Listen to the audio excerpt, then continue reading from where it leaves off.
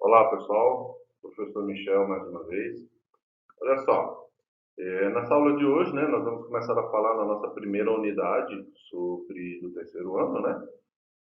E o conteúdo dessa primeira unidade, a gente vai falar sobre genética, tá?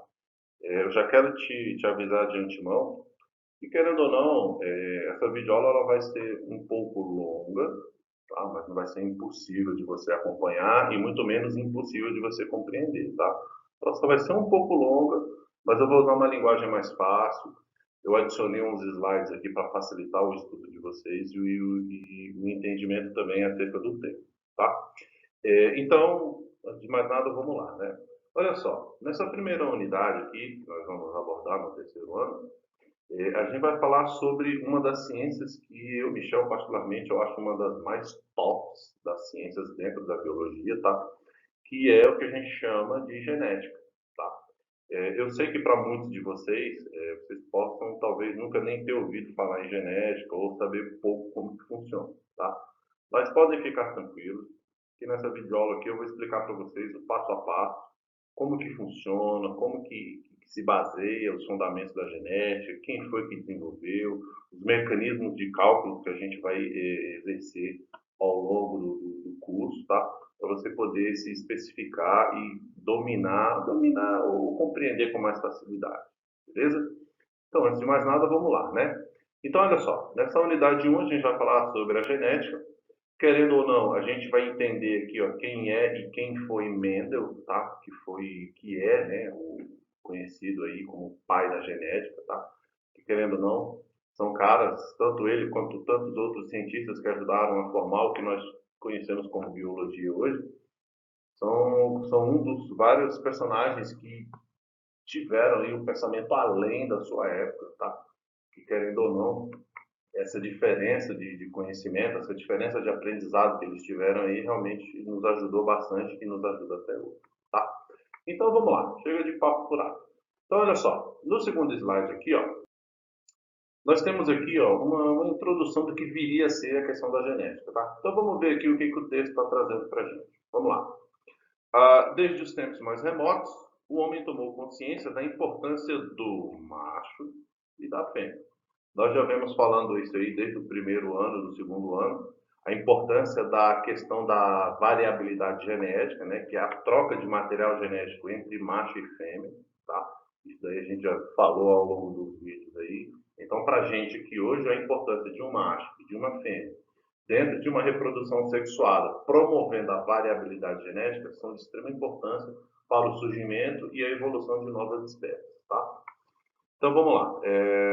Importância do macho e da fêmea, que querendo ou não vai favorecer o resultado da geração de descendentes de mesma espécie. E que as características cuja altura, cor da pele e tantas outras eram transmitidas dos pais para os descendentes, né, no caso dos filhos. Sua prole, né, como a gente pode chamar. Assim, com certeza, uma cadela, quando cruza com um cão, irá originar um filhote com características de um cão e nunca de um gato. Mas por quê? Ora, gente, isso daí é óbvio. Querendo ou não, apesar de ser uma ciência um pouco complicada, a gente sabe que indivíduos de espécies diferentes, eles não acasalam entre si, e muito menos vão originar indivíduos férteis, tá? Eles podem até ter a figura do acasalamento, né, do ato sexual, mas gerar descendente, não. Isso aí só indivíduos de mesma espécie, tá? Então vamos lá, próximo. Aí nós temos aqui, ó, uma breve introdução de quem foi Mendel, tá? Então olha só, Gregor Mendel nasceu em 1822 em Hensel-Fort, na Áustria, tá? E por volta de 1856 e 1865, ele realizou uma série de experimentos com ervilhas, tá? Com o objetivo de entender como as características hereditárias eram transmitidas dos pais para os filhos, tá? E em 8 de março de 65, Mendel apresentou um trabalho à Sociedade de História Natural Groom, no qual enunciava as suas leis da hereditariedade, que é o que a gente vai falar lá na frente. Essas leis foram deduzidas das experiências com essas ervilhas, tá? E isso daí foi publicado em 1866, né, porém com data retroativa ao ano que ele deu a entrada no trabalho. E esse trabalho permaneceu praticamente desconhecido dentro do mundo da ciência, tá? Até por volta do início do século XX. O que que acontece, gente? Tudo precisa de um começo, né? Então, os estudos de Gregor Mendel, num primeiro momento, ele registrou, ele identificou, né? Ele homologou o seu estudo. Só que aí, como a gente bem sabe, o tempo passa, essas novas ideias elas precisam ganhar adeptos, essas novas ideias precisam adquirir novos indivíduos que acreditem naquela ideia e queiram dar ela e queiram continuar essa ideia, tá?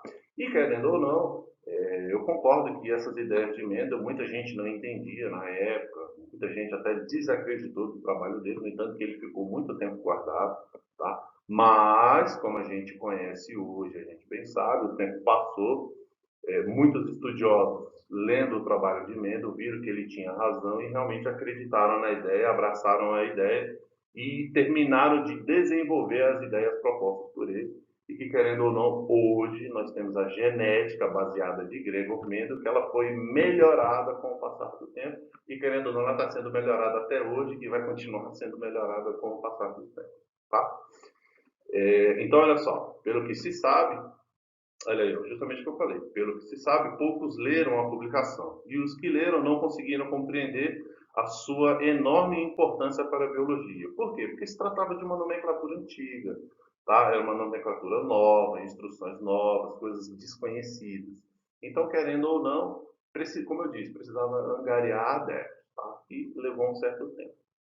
Aí as leis de Mendel foram redescobertas, né? Ou seja, em 1900, querendo ou não, aí, quase 30 anos depois, por três pesquisadores que trabalhavam independentemente, porém, no entanto, se baseavam nas ideias dele. Tá? E querendo ou não, eles melhoraram as ideias de Mendel.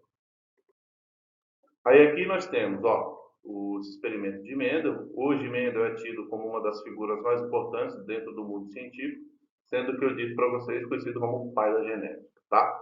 Ele falou aqui, ó, por que a escolha da planta? O que acontece? No slide anterior falou que ele realizou experimentos com ervilha, tá? Então, antes de mais nada, deixa eu explicar para vocês mais ou menos o que aconteceu nesse período aí. Gente, o Gregor Mendel, ele era um monge, tá? Ele era um missionário, ele era um membro do clero, né, da igreja. E que, querendo ou não, mesmo sendo um membro do clero, sendo um membro da igreja, até pela foto aqui vocês conseguem perceber que ele está com uma roupa de padre, né, algo assim, missionário, enfim.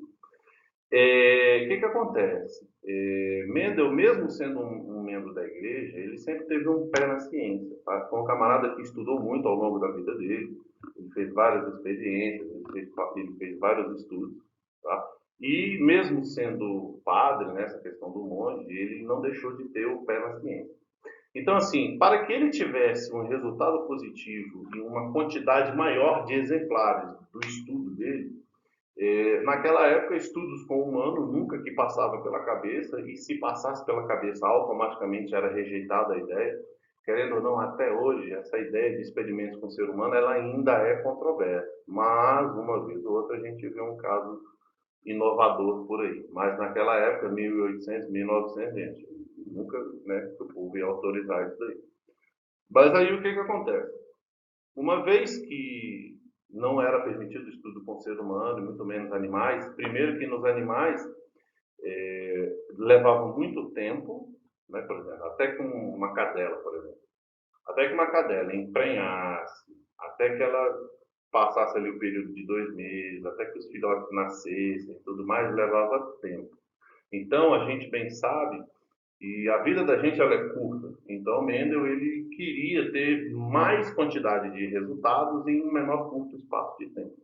Então, qual foi a alternativa que ele viu? Ele viu aí nos vegetais uma possibilidade de ter esse experimento que até então não era permitido ou até então não tinha nenhuma controvérsia, né?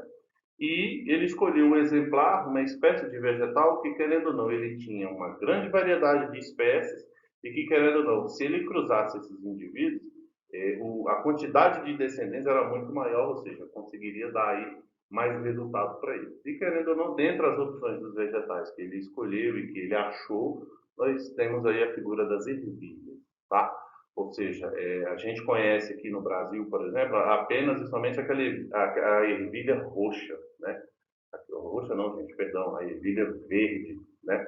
Então, essa ervilha verde que a gente conhece aqui é apenas e somente no Brasil, mas lá fora existem vários tipos, vários tons, várias formas, vários aspectos, tá?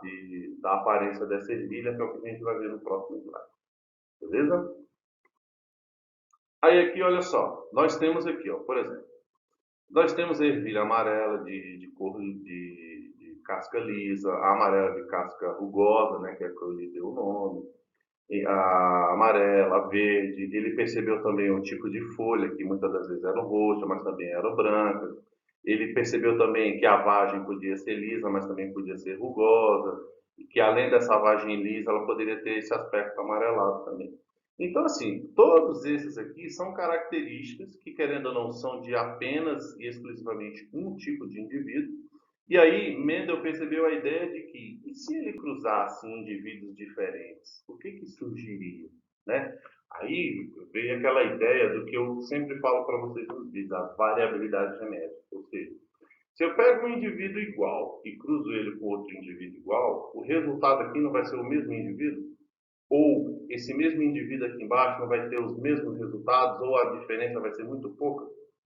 Então, é justamente isso. Se eu pego um indivíduo diferente, um outro indivíduo diferente, o resultado aqui embaixo só pode ser o quê?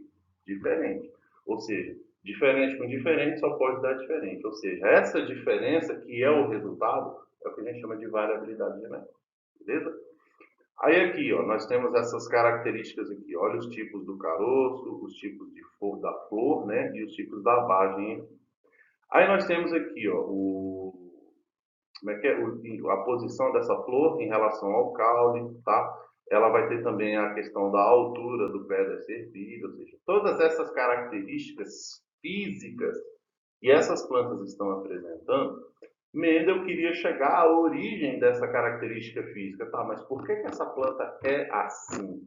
O que que faz com que essa planta seja desse jeito? Então, como eu disse no começo, são ideias que precisavam de um começo, elas precisavam de um start. Então, a partir desse start, ele começou a desenvolver novos pensamentos, cruzar vários indivíduos e, querendo ou não, ele chegar em alguns resultados que a gente vai ver aqui daqui a pouco. Tá?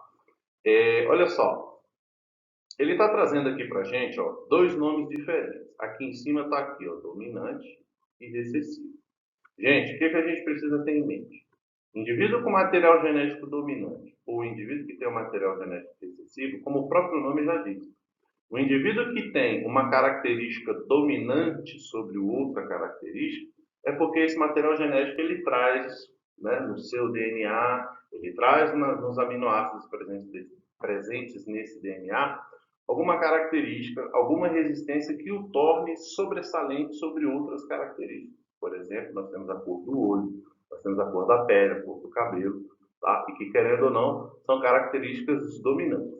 Agora, a característica recessiva é aquela característica fraca, aquela característica de baixa qualidade, ou seja, é aquela característica que na presença de um dominante ela fica obscura, ela se oculta.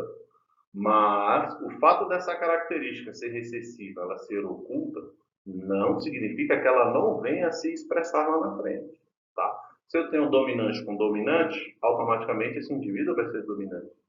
Se eu tenho um dominante com um recessivo, dominante e recessivo. Esse indivíduo aqui vai ser recessivo. Agora, se eu tenho recessivo com recessivo, automaticamente aqui embaixo só vai ser recessivo. Tá? Lá na frente tem alguns quadros que mostram esse tipo de cruzamento. A gente vai exemplificar, vai ficar de forma mais fácil para você entender. Tá? Próximo. Aí aqui, olha só. Ele fala assim, a partir da autopolinização. Essa autopolinização, gente, era o próprio Mendel que fazia isso daí, tá? Com pincéis. Então ele ia lá com o pincel, passava na flor de uma ervilha, ia lá, passava na flor de outra, na flor de outra, e assim sucessivamente, tá?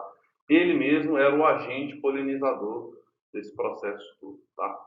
Então, Mendel produziu e separou diversas linhagens puras de ervilhas para as características que ele pretendia estudar. Por exemplo, para cada cor de flor das plantas, né? Essas flores de cor púrpura, no caso da lilás, sempre produziam descendentes com plantas de flores púrpuras, mesmo ocorrendo o cruzamento de plantas cujas flores eram brancas. Foi como eu acabei de falar.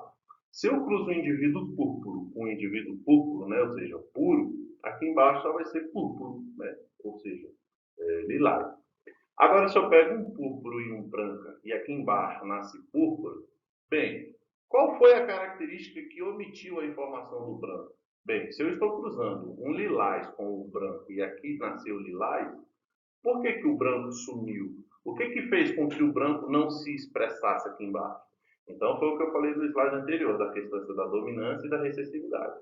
Então, se o Mendel percebeu que nessa autopolinização, nessa troca de material genético que ele mesmo fazia, ele percebeu que, mesmo ele fazendo esse processo, algumas características elas se ocultavam e outras continuavam se expressando. Então ele percebeu que se essas estão se ocultando, então ele deu a elas a questão da recessividade, que era um material genético não ruim, não de baixa qualidade, mas um material que, para ele se expressar, ele precisava de outros critérios que o dominante não necessitava. Tá? Aqui embaixo, ó, vamos ver aqui, ó. Nós temos a questão da cor da flor, como eu falei, nós temos a posição do caule, nós temos a cor da semente, nós temos o aspecto dessa semente, se é liso, se é rugoso, tá?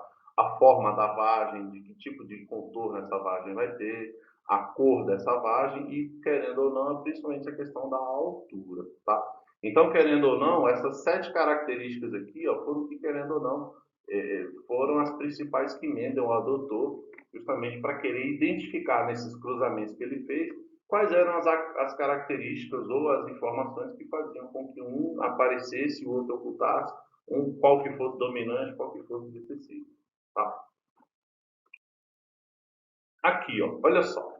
Eu coloquei aqui para vocês ó, o quadro de Punnett, que ele nada mais faz do que definir probabilidades ou possibilidades. Tá?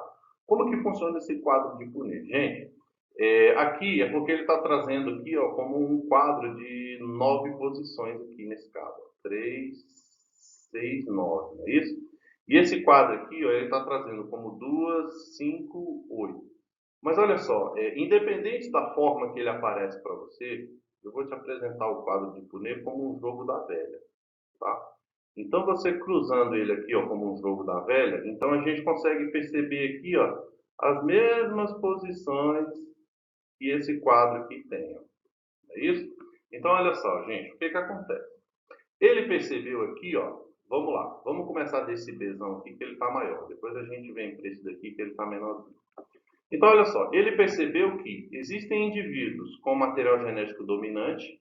Se esse material genético é dominante, ele deu o nome ou ele deu a característica de Bzão, né?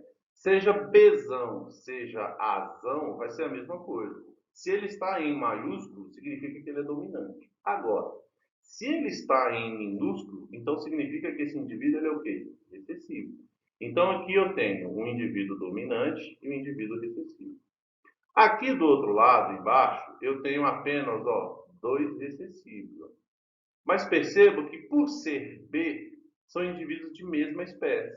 Só que são indivíduos de mesma espécie, só que a característica deles é o quê? É diferente.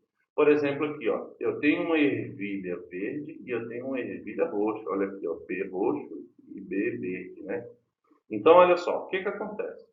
Ele pegou as características dessa ervilha verde e cruzou com as características da ervilha roxa. Vamos ver o que aconteceu aqui?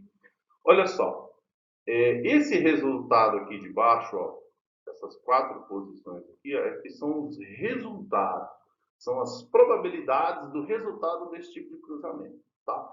Vamos ver como é que funciona. Ó. Esse quadro aqui ele é bem simples, tá? Ele é um quadro de soma. Então vamos ver como é que funciona. Olha só. Então vamos somar aqui, ó, esse B roxo com o B verde.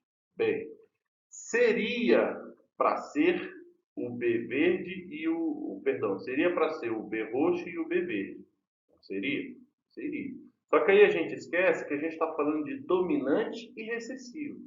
Bem, se o B verde ele é dominante, então ele vem na frente e o B que é recessivo ele vem depois. Tranquilo? Então, olha só, o resultado, ou seja, a probabilidade do resultado do cruzamento desse B dominante com esse B recessivo, olha só, é um indivíduo misto. Olha aqui, é um indivíduo metade verde e um indivíduo metade roxo. Tá? Aqui na frente, esse Bzinho de novo, o Bzinho lilás com o Bzinho verde. Olha aqui, ó. Bzinho verde, Bzinho lilás. E aqui embaixo, de novo, a mesma coisa, ó. O indivíduo Bzinho lilás com o Bzão verde e o Bzinho verde com o Bzinho lilás. Tá, professor, não entendi nada. O que significa isso? Significa que eu estou cruzando indivíduos diferentes e nessa que eu estou cruzando indivíduos diferentes, os resultados aqui embaixo ó, vão ser o quê? Diferentes. Beleza? Olha só, eu tinha um B verde e um B lilás. Agora eu tenho aqui, ó, olha só a mistura que fez aqui embaixo. Tranquilo? Do outro lado aqui, ó, esse quadro que a gente deixou de lado. Aqui é a mesma coisa, só que ao invés de usar o B, eu estou usando o A. Eu estou usando o Azão e o Azinho, que é o dominante recessivo, Azão, Azinho, que é dominante recessivo. Aí eu estou fazendo o mesmo cruzamento, ó. O Azão mais o Azão vai dar Azão, Azão aqui, ó. Ou seja, esse indivíduo aqui vai ser o quê? Dominante, não é isso? Esse indivíduo aqui, o Azão mais esse Azinho, vai ser esse indivíduo aqui, o Azão, Azinho. Esse indivíduo chamado de azão, azinho, a gente vai dar o nome para ele de heterozigoto. O que é um indivíduo heterozigoto? Heterozigoto é um indivíduo que o material genético dele é ora dominante, ora recessivo. Tá? Ou seja, esse material genético que forma esse indivíduo, o DNA desse indivíduo, ora ele é dominante, ora ele é recessivo. Agora, se a gente volta lá atrás, nós temos se um indivíduo dominante com um indivíduo dominante, o indivíduo é dominante. Um indivíduo recessivo com outro indivíduo recessivo, o resultado vai ser um indivíduo recessivo. E se eu cruzo um dominante com um recessivo, dominante com recessivo, vai nascer o heterozigoto, que é a mistura dos dois. Ou seja, ele vai ser tanto dominante quanto recessivo. Beleza? Então ele sempre vai aparecer nessa formação assim, ó, Azão, Azinho, Bzão, Bzinho. Beleza? E aqui embaixo, ó, a mesma coisa. Azão, azinho, azão, azinho. Professor, por que o azão está na frente do azinho? Aí eu volto àquela mesma coisa. Não esqueçamos que estamos falando de dominante. Então, se o indivíduo é dominante, então ele vem na frente e o recessivo vem depois. Tá? E aí nós temos aqui, ó, azinho, azinho, azinho, azinho aqui embaixo. É o recessivo. Então, olha só, o resultado do cruzamento desse indivíduo com esse indivíduo, nós temos aqui, ó, essas probabilidades como resultado de descendência, tá? Aí eu vou trazer aqui uma informação matemática para vocês, tá? Cada quadro desse daqui, ó, do Bzão, Bzinho, Bzinho, Bzinho, Bzão, Bzinho, Bzinho, Bzinho, cada quadrinho desse aqui, ó, ele equivale a 25%. Ou seja, deixa eu mudar de cor aqui para facilitar. 25%, 25%, 50%, não é isso? Mais 25%, 75% e mais 25%, 100%. Ou seja, 100% do material genético resultante do cruzamento desses caras aqui, ó, é um material genético o quê? Diferenciado dos indivíduos originais. Olha lá. Deu para entender? É igual aqui, ó. Percebam que aqui em cima ó, eu tenho um azão azinho e um azão azinho aqui do lado. Não são os indivíduos que estão cruzando? Beleza. São os indivíduos heterozigotos. Beleza. Então, se eu estou cruzando indivíduos heterozigotos, então eles são diferentes. Você concorda? Beleza. Mas olha só o que esses indivíduos vão resultar aqui. Ó. Esses aqui são os resultados, certo? Então, eu tenho aqui ó, 25, 25, 25 e 25%. Não é isso? Tá. Então, vamos lá. Esse azão com esse azão aqui, ó, deu azão, azão. Ou seja, 25% de chance do cruzamento desses caras nascer um indivíduo aí, ó, chamado de dominante. Aqui na frente, ó, não formou um heterozigoto? Então, 25% de um indivíduo heterozigoto. Aqui embaixo também não deu heterozigoto? Então, 25 desses com 25 desses daqui vai dar 50% heterozigoto. Beleza? E aqui embaixo, ó, perceba que deu azinho, azinho. Ou seja, 25% de chance de um indivíduo recessivo. Tranquilo aí, gente? Não é difícil. São só informações diferentes, informações novas, para que vocês possam compreender isso aí. Tá? Não fiquem tranquilos, perdão, fiquem tranquilos, tá? Não precisa ficar nervoso. No decorrer dos slides a gente vai aprofundando isso daí. Belezinha? Vamos lá. No slide número 8 aqui, ó, ele está falando o seguinte, que após ele repetir esse processo inúmeras vezes, tá? Não foi uma, duas, três vezes, foram vários e vários anos de estudo, vários e vários anos de resultados diferentes, de quebra-cabeça, de bate-bola, tá? Então, querendo ou não, foram informações difíceis para que ele colocasse, para ele interpretar as próprias ideias e imagine colocar essas ideias no papel para que outra pessoa, ao ler o trabalho dele, também conseguisse compreender. Tá? Então, talvez esse estranhamento que você está tendo com aquele quadro agora seja o mesmo estranhamento que o pessoal teve lá atrás. Tá? Mas que com o passar dos slides aqui, você vai ver que aquilo ali vai ficar mais fácil na sua cabeça. Tá? E querendo ou não, você vai se familiarizar também. Tá? Aí, olha só, aqui embaixo ele fala, né? Como é que é? Após repetir o processo diversas vezes, Mendel verificou que todas as sementes originadas desses cruzamentos eram amarelas. A cor verde havia aparentemente desaparecido. Mas por que o verde desapareceu? Bem, se o verde desapareceu, como eu disse, é porque ele é recessivo. Mas o fato dele ter desaparecido não significa que ele não apareça mais. Beleza? Nos descendentes híbridos, que ele está chamando aqui, ó, esse descendente híbrido é o que a gente chama de heterozigoto, que é o que eu acabei de falar. Se eu tenho um dominante com dominante, aqui embaixo é dominante. Recessivo com recessivo, aqui embaixo é recessivo. E um dominante com um recessivo, aqui embaixo é o heterozigoto, que é um indivíduo híbrido, um indivíduo misto, tá? Tanto dominante quanto recessivo, tá?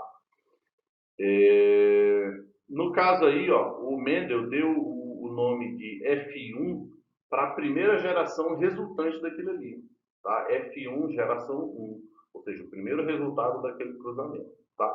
F2, segundo resultado. F3, terceiro resultado. F4, quarto resultado daquele mesmo cruzamento. Tá? E aí, ó, ele concluiu que a cor amarela, até então, ela era o quê? Dominante sobre a cor verde. Tá? Então, ele chamou esse caráter aí, ó, caráter de dominante, e o caráter verde, por ter desaparecido, ele chamou de recessivo. Tá? Então, eu espero que você já tenha entendido essa questão de dominante, essa questão de recessivo. Professor, eu ainda estou voando. Então, vamos lá. Material genético dominante, ele apresenta na sua carga genética, no seu DNA, nos seus aminoácidos, alguma informação que faz com que ele se sobressaia sobre outro material genético que não tem essas informações e ele seja submisso a esse material genético. Então, esse material genético dito dominante, né, por ter essa característica a mais, então ele deu a questão do azão, bezão, né, do maiúsculo dominante. E o que é recessivo, que ele pode se ocultar, mas ele pode aparecer lá na frente de novo, ele deu o nome de recessivo. Tá? Aí aqui, ó, nós temos também uma tabela que mostra as características das ervilhas, tá? Tanto com relação à vagem, tanto com relação à cor da semente, com relação à cor da folha, o tamanho do caule e a distribuição dessa folha no caule, tá? Então, todas essas são características que ele percebeu, que ele adotou ao longo do tempo para poder postular o que ele chama hoje de leis de Mendel, tá? Aí vamos lá. Mendel concluiu que a cor das sementes era determinada por dois fatores, cada um determinando o seguinte, uma cor e outra o verde. Tá? Aí aqui embaixo ele fala assim, ó, do lado. A seguir, Mendel fez germinar as sementes obtidas na primeira geração, até surgirem as plantas e as flores que ele queria com as características do cruzamento que ele fez. Tá? Deixou que se autofertilizassem, né? Ele fizesse aquela questão da polinização, e eis que apareceu a surpresa. A cor verde das sementes reapareceu na segunda geração. Ué, mas ela não tinha sumido na primeira? Ela sumiu na primeira. Mas na segunda, como existe a possibilidade do recessivo encontrar com recessivo de novo lá na frente, então recessivo com recessivo, verde. Foi justamente o que a gente viu no outro slide anterior, aquela questão lá, ó, do azão, azinho. Então a gente viu lá, heterozigoto com heterozigoto, aí foi azão, azão, azão, azinho, azão, azinho, e aqui embaixo, azinho, azinho. Então esse azinho, azinho seria o verde, que é o que seria a geração F2, no caso aqui, e o verde reapareceu, tá? Como é que reapareceu? Tá. Aí vem assim, ó. Só em proporção menor que a cor amarela, surgiu 6.022 sementes amarelas para 2.000 sementes verdes. Ou seja, por mais que ele tenha se ocultado, o verde, ele ainda apareceu aqui, ó, 2.000 vezes. Então, querendo ou não, ele não sumiu. Ele só está aparecendo às vezes, né? Raramente, mas aparece. Tá? Aí vamos lá. Concluiu que, na verdade, a cor verde das sementes não havia desaparecido, somente na geração F1, que é o que eu já tinha falado. O que ocorreu é que ela não tinha se manifestado, uma vez que, sendo que uma cor recessiva era apenas dominado, nas palavras de Mendel, pela cor amarela. Mas que na segunda geração esse verde podia se encontrar com outro verde na recessividade, recessivo, e resultar na cor verde. Tá? Aí aqui, ó, nós temos esses aqui, gente, já é um quadro montado do cruzamento desses caras aqui, ó. Nós temos aqui, ó, esse primeiro cruzamento e o resultado desse cruzamento. E aqui, ó, são os resultados desse cruzamento, tá? Então, olha só, eu tenho aqui, ó, uma ervilha verde com a semente lisa, tá? Perdão, gente, uma ervilha amarela com a semente lisa, e aqui eu tenho uma ervilha verde com a semente rugosa. Então perceba que essa semente amarela de aspecto liso, ela é Vzão, Vzão, Rzão, Rzão, ou seja, ela é totalmente dominante, certo? Já essa semente verde rugosa, ela é Vzinho, Vzinho, Rzinho, Rzinho, ou seja, ela é totalmente recessiva. Então, o que acontece se eu cruzar um indivíduo totalmente dominante com um indivíduo totalmente recessivo? Você concorda que o heterogenética desses dois vai se misturar? Dominante, recessivo, dominante, recessivo, dominante, recessivo? Então, vamos lá. Aí aqui nós temos, ó, o resultado dessas várias probabilidades desses cruzamentos aí, tá? Isso daqui já é um cruzamento mais avançado, a gente não vai aprofundar nisso daqui não, tá? Esse daqui eu só estou mostrando para vocês como que seria como que ocorreu aqui, ó, o resultado desse cruzamento, tá? Aí vamos lá. A seguir, Mendel fez germinar somente sementes obtidas na F1, que é o que ele cruzou aqui, ó, que é essa F1 aqui, beleza? Aí vamos lá. Em seguida, ele percebeu que a cor verde das sementes reapareceu na F2. Ó. Então, no caso aqui, ó, F1 e no caso aqui a questão da F2. Tá? Olha aqui, ó. Aqui até então só tinha a amarela, ó. Mas aqui na segunda e na terceira, ó, o verde já reapareceu. Beleza? Então, só em proporção menor que a da cor amarela surgiram 6.022 e no caso aqui das 2.000 cores verdes. Tá?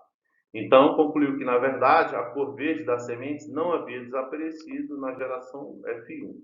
E o que ocorreu é que ela só tinha se manifestado uma vez, sendo que o caráter recessivo era apenas dominado, nas palavras de Mendel, pela cor amarela. Mendel concluiu que a cor das sementes era determinada por dois fatores, cada um fator da cor amarela e cada um do fator da cor verde. Beleza? Próximo. Aí aqui, ó, ele tem esse quadro diferenciado, tá? Ou seja, eu tenho uma semente amarela e uma semente verde. Quando eu cruzei essa semente amarela com essa semente verde, resultou aqui, ó, nesse indivíduo, que é o que a gente chama de F1, tá? Se eu pegar esse indivíduo aqui, ó, Vzão, Vzinho, ó, Vzão, Vzinho e Vzão, Vzinho, e cruzar ele de novo, o resultado disso daqui vai ser o que a gente chama de F2, que são esses caras aqui. E é justamente o que a gente fez lá naquele quadro de Punnett lá atrás, tá? Aí vamos lá aqui, ó. Era necessário definir uma simbologia, né, até porque para ficar mais fácil tanto de explicar quanto das pessoas compreenderem, tá? Então, era necessário definir uma simbologia para representar esses fatores. Então, escolheu-se a letra inicial do caráter recessivo, que no caso é a letra Vzinho ou Rzinho, tá? E no caso, a minúscula do recessivo, tá? Vzão, Vzinho, Rzinho, Rzinho. Aí aqui embaixo ficou. Assim, a letra V inicializa de verde e minúsculo, simbolizava o fator recessivo. Para a cor verde e a letra Vzão maiúscula, a favor da dominante. Então ficou assim, ó. A semente ela é dominante, recessiva e o heterozigoto, né? Que é o Vzão e o Vzinho, tudo junto. Beleza? Tranquilo?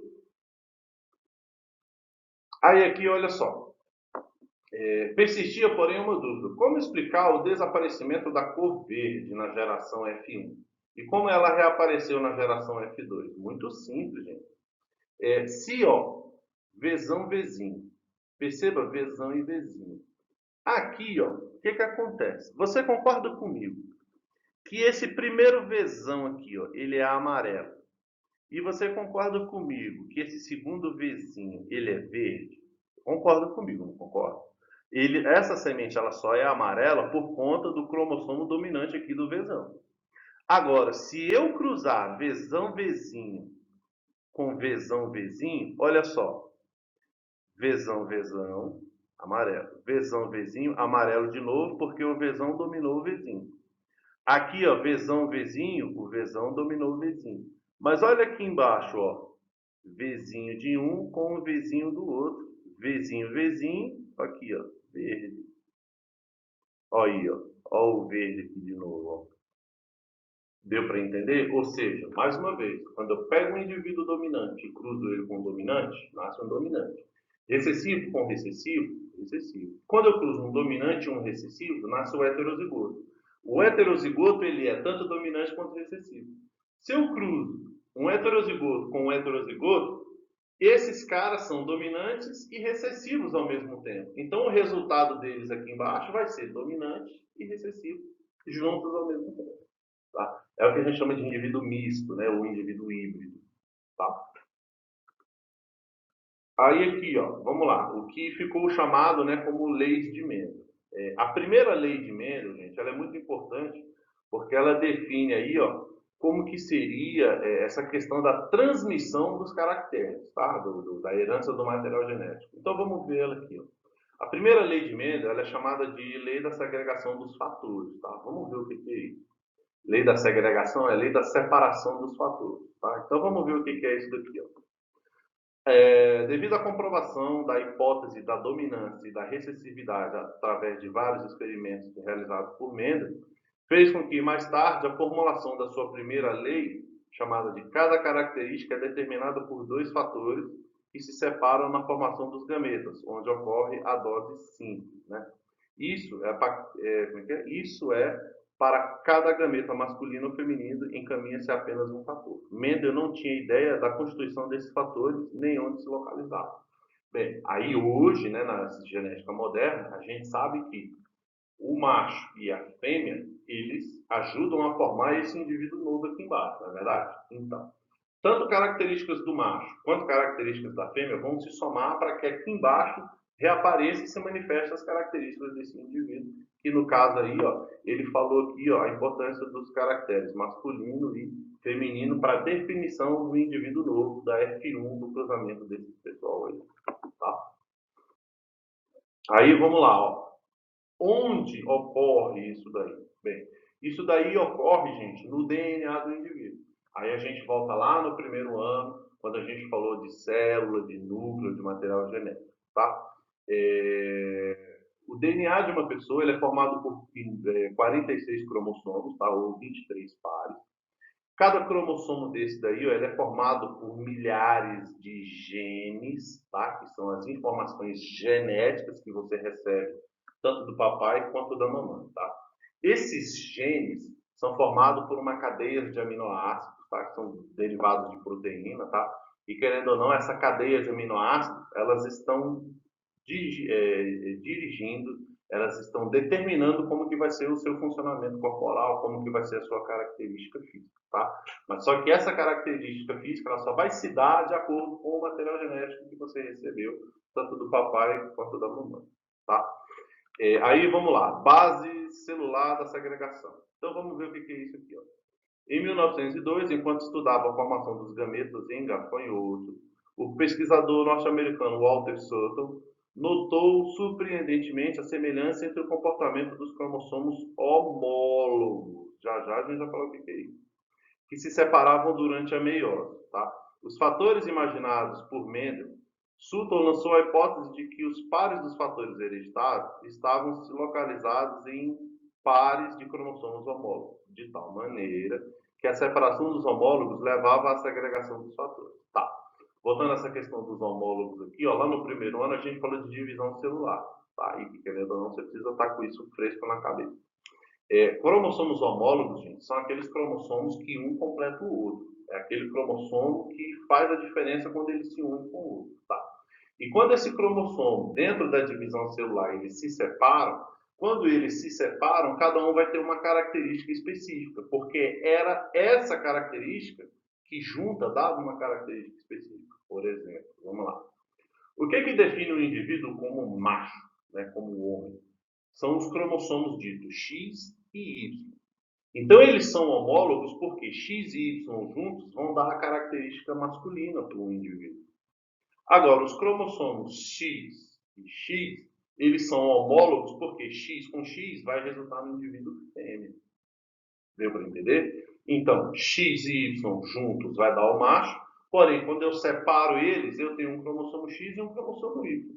Ou seja, tanto esse X isolado vai precisar de um Y ou de um X, quanto esse Y isolado vai necessitar de um X.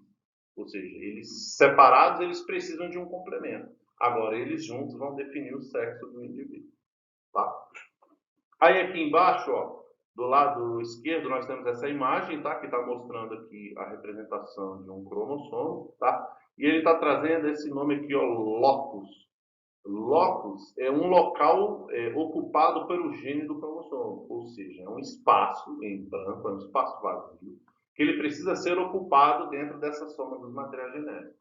Se ele não for ocupado, muitas das vezes pode ocorrer o que a gente chama de mutação genética, tá? Ou seja, é um espaço que era para ser ocupado, mas ficou em branco. E ele ficando em branco, ele vai apresentar uma característica diferenciada, uma característica nova.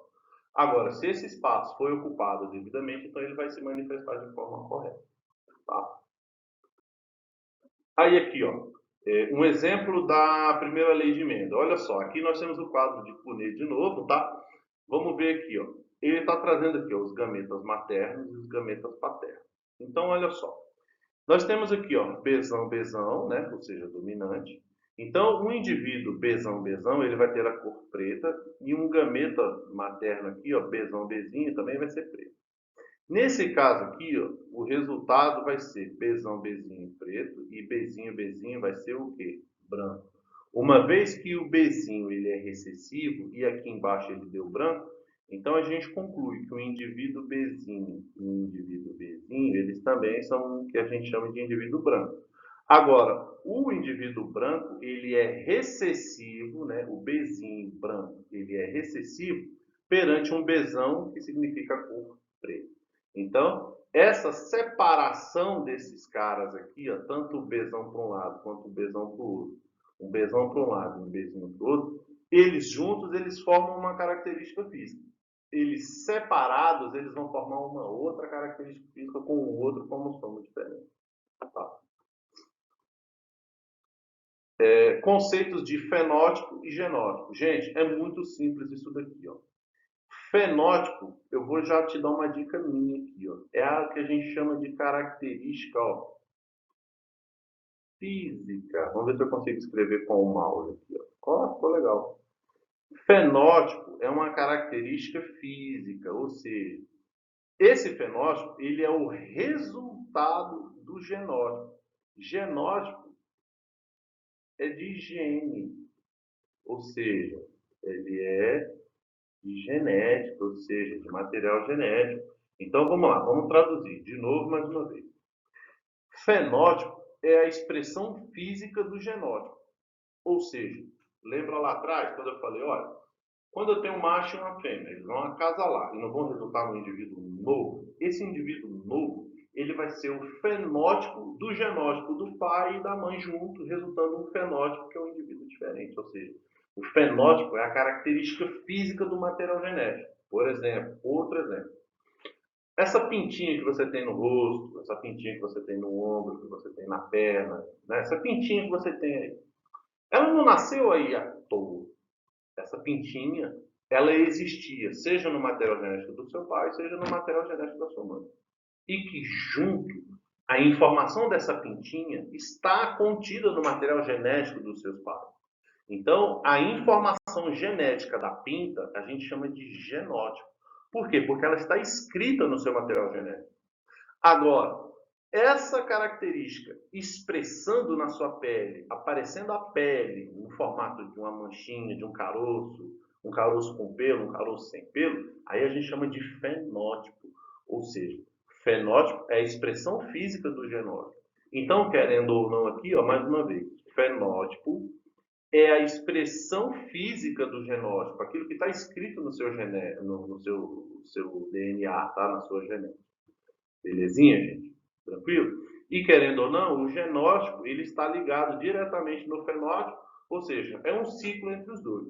O genótipo traz a informação e essa informação expressada física na sua pele, no seu corpo, cor do olho, cor do cabelo, pinta aqui, pinta ali, tamanho e largura do nariz, formato do olho, formato da orelha, é a expressão fenotípica da informação genótica. Beleza, gente? Aqui, ó. Vamos lá. Fenótipo. É justamente aquilo que eu falei para vocês. Ó. Na célula vegetal, eu tenho um cromossomo e dentro desse cromossomo tem a informação contida no RNA de uma proteína que vai me dar a característica branca. Ou seja, a minha expressão fenotípica aqui ó, é a cor branca. Mas por que essa cor branca? Porque essa cor branca faz parte de uma proteína que está onde? No meu DNA, no meu cromossomo aqui desse indivíduo. Beleza? Genótipo, mais uma vez. Esse indivíduo aqui, ó, ele só tem essa expressão de fenótipo, por quê?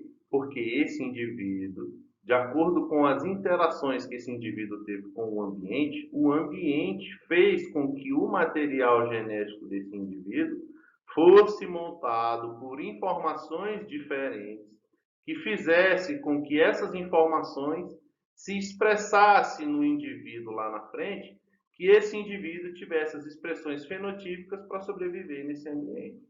Ou seja, mais uma vez, eu afirmo e repito, o ambiente, ele determina as características para que esse indivíduo sobreviva lá.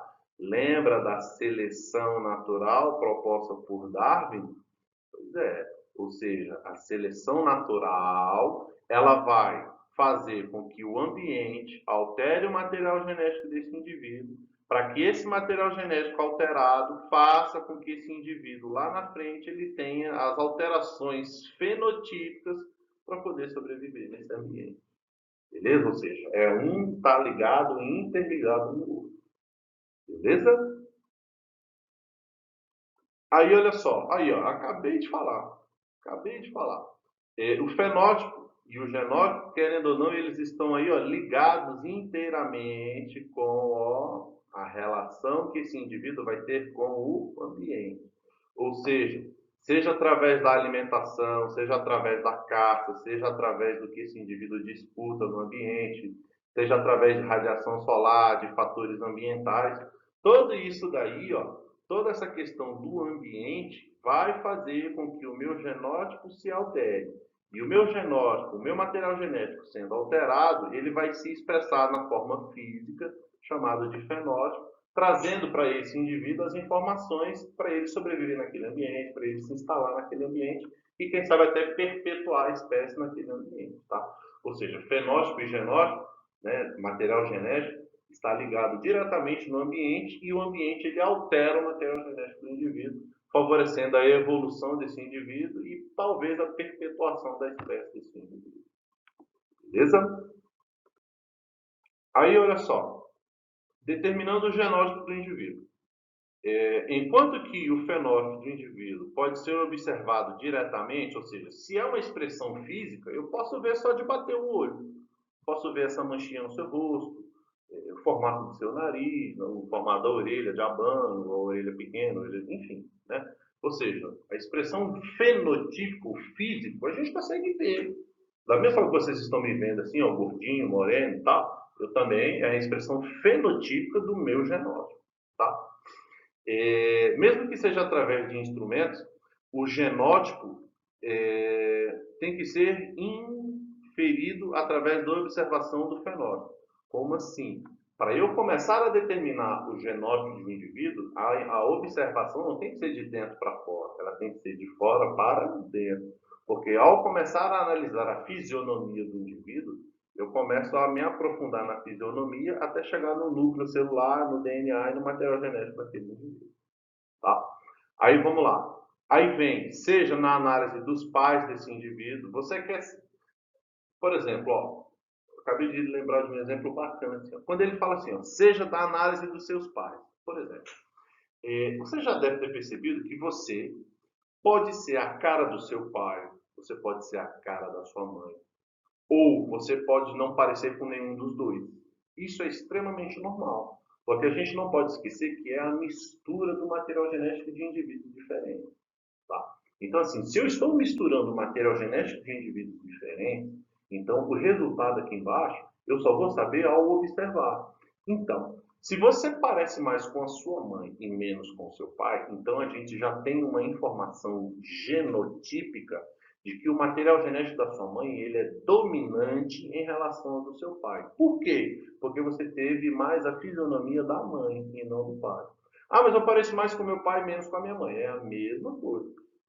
Subentende que o material genético do seu pai ele é dominante em relação ao da sua mãe. Ah, mas eu não pareço nem com meu pai nem com a minha mãe, mas eu pareço com o meu avô por parte de mãe. Ah, mesmo você não parecendo com o seu pai e com a sua mãe diretamente, né, F1, lembra do F1? Você não parecendo diretamente com seu pai nem com a sua mãe, mas você é a cara do seu avô, você é a cara do seu tio por parte de pai, ou seja, por parte de mãe, aí o pensamento é o mesmo. Ah, eu sou a cara do meu avô, ou seja, então subentende de que o material genético da sua mãe por parte do avô, ele é dominante em relação ao outro. Tá? Então, assim, são observações que não são de dentro para fora, e sim de fora para dentro. Tá? Pode ser através dos filhos? Com certeza, isso é o que a gente acabou de fazer, né? É a mesma coisa. Ah, eu, por exemplo, eu tenho a minha filha não parece nada comigo. Então, o fato da minha filha não parecer nada comigo e parecer mais com a mãe dela, então tudo entende que o material genético da mãe da minha filha ele foi dominante perante ao meu. Mas isso não significa que minha filha ela não tenha as minhas características. Ela tem, só que está oculto. Pode ser que lá na frente, quando a minha filha vier a ter um filho, seja lá com quem for, pode ser que lá na frente possa aparecer uma característica minha ou não. Tá? Vai depender da probabilidade daquele cruzamento que a gente fez lá no quadro de Pulling. Tá? Pode ser através de outros parentes? Com certeza. A gente acabou de falar de tio, de avô, de avó, então com certeza. Vem de fora para dentro. Tá?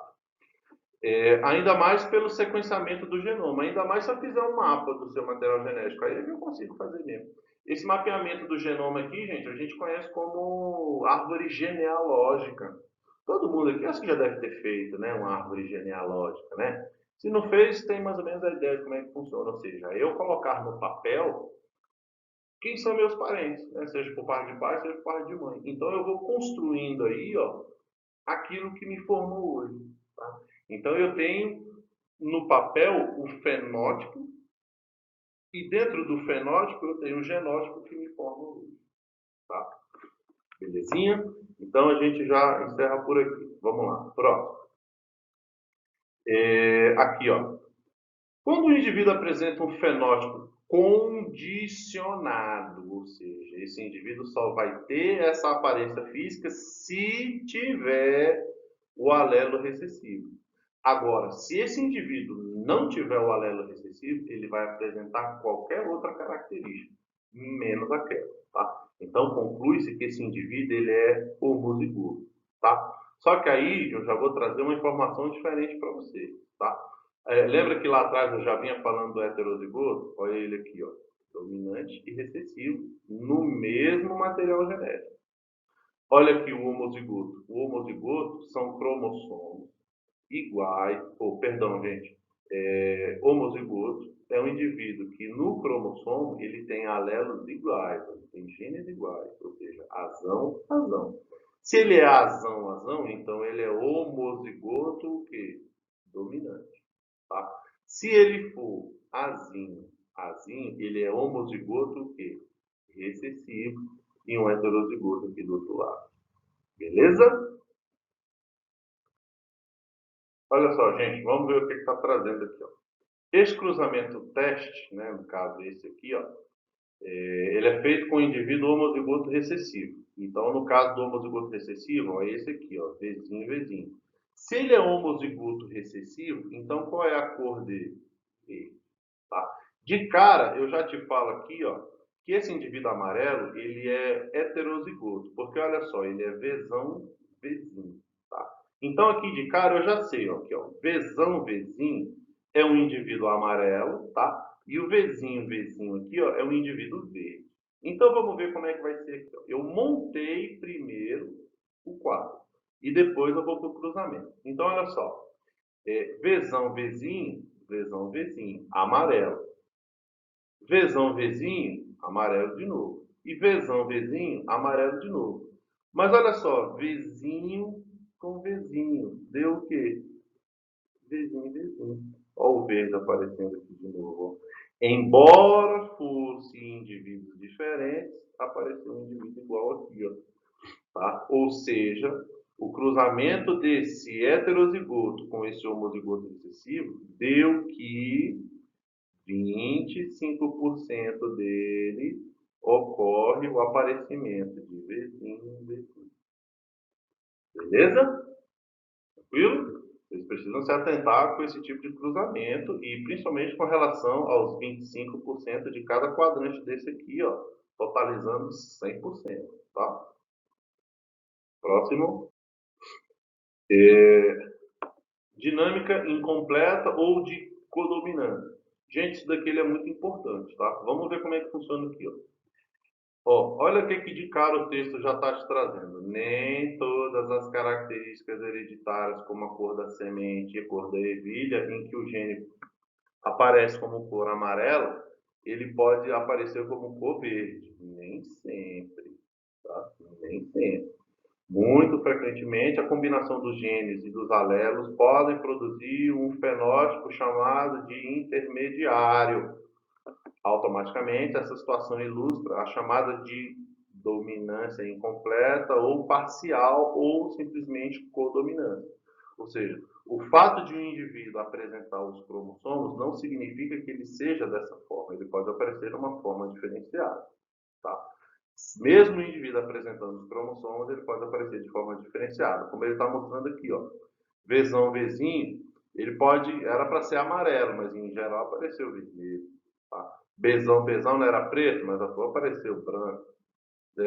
O amarelo com o verde, olha só, deu cor rosa. Mas por que dessa característica? Ou seja, são características de codominância. Ou seja, nenhum nem o outro. Aparece outra variável. Tá? Isso é o que a gente chama de mutação. Tá? Ó, vamos ver esse cruzamento aqui. Ó. Eu tenho uma flor vermelha com uma flor branca.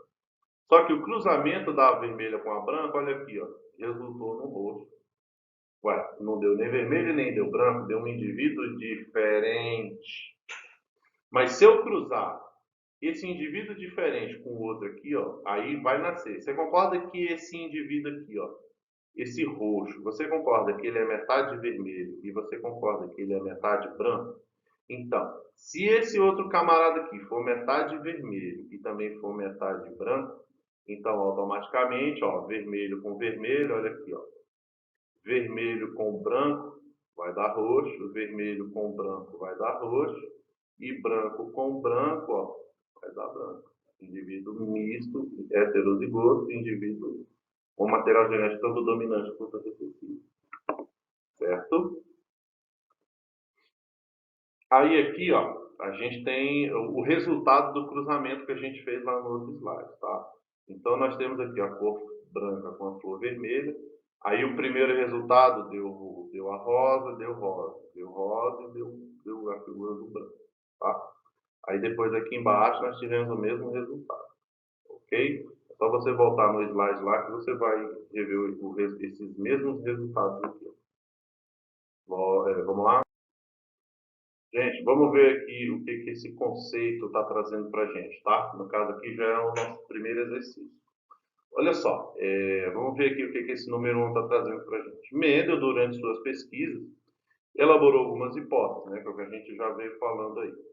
Entre essas estava de que os fatores se segregam, ou seja, se separam, quando ocorre a produção dos gametas, né? Lembra lá do cromossomo X, Y junto e separado eles vão definir outras estruturas? Pois é. Aí vem assim, ó. O que Mendel chamou de fatores, hoje sabemos que se trata dos cromossomos sexuais, XY e XX. Tá? Então está lá no slide, tá? Essa questão até que está fácil. Vamos para o próximo. Número 2, ele fala assim, ó, de acordo com a primeira lei de Mendel, confira as afirmações abaixo e analise a incorreta. Vamos lá. Ele fala o seguinte, ó. Em cada espécie de ser vivo, o número de cromossomos é constante. Não, já está errado. Tá? Ele não disse isso daqui, não. Ou seja, o número de cromossomos entre indivíduos diferentes automaticamente é diferente, não é igual. Então, a letra A aqui, ó, ela já está eliminada. Vou até mudar de cor aqui. Ó. Então, a A já está fora. B. Cada caráter é determinado por um par de genes que se separam na formação dos gametas. Até aqui está certo. Indo um gene do par para cada gameta. Gente, não é gene. Também aqui já está errado, ó. Não é gene, tá? É o cromossomo que vai, beleza? Quando os alelos de um par são iguais, fala-se da condição heterozigótica para o que Mendel não. Já está errado aqui, ó. Então, a resposta certa é a C, ó. Porque heterozigoto é quando os materiais dos alelos são diferentes. E aqui ele falou que são o quê? Iguais. Eles não são iguais, eles são diferentes. Então, o número 2 é a letra C. Aqui, ó. Esse slide eu deixei por último, tá? Para que vocês fizessem um cruzamento teste e vocês me digam aí qual é o resultado, tá? Eu vou pedir para vocês pausarem o vídeo. Quando vocês pausarem o vídeo, vocês vão fazer a soma dessas letras, tá? Azão, azão, azinho, azinho. E no final vocês vão me dar a probabilidade de cada um, tá? Seja 25% homozigoto dominante, 25% heterozigoto, é isso aí que vocês vão me dizer, tá? Pausa o vídeo aí e faz aí a soma desses cromossomos aí, vai. Pausa aí o vídeo. Bem, eu imagino que você tenha pausado, né? Então, vamos lá nas respostas. Então, como a gente bem sabe, é só somar. Então, azão com azão vai dar azão, azão, certo? Azão, azão de novo. Azão, azão. Aqui, ó, azão, azinho. Então, vai ser azão, azinho. E esse daqui, ó, azinho, azão, azinho. Então, olha só, gente, vamos traduzir isso daqui. O cruzamento desses caras aqui, ó, resultou que 50% deles, tá, 50% deles vai ser o homozigoto dominante, né? Não é azão, azão, não são iguais? Então, se eles são iguais, eles são homozigotos. E ainda para variar, são homozigotos dominantes, tá? E aqui embaixo, ó, 50%, deixa eu ver aqui, 50% azão, azinho, ou seja, 50% heterozigoto. Heterozigoto porque um é dominante e o outro é recessivo. É isso? Bem, gente, olha só. Como eu disse para vocês, foi uma aula um pouco longa, trazendo conteúdos novos e diferentes para vocês, mas não são impossíveis de entender, tá? Qualquer dúvida que você tiver, volta e reassista o vídeo. Se mesmo assim ficou alguma coisa vaga, vai lá no YouTube, faz uma pesquisa específica, tá? Não fique com dúvidas. Qualquer coisa me procura lá na plataforma da escola, tá? Que é só me chamar lá no chat que a gente tira a sua dúvida. Se você já quiser ser um pouco mais independente, você pode fazer também essa pesquisa no YouTube e correr atrás sozinho, tá? Mas não fique com dúvida, beleza? Gente, um abraço, até a próxima aula.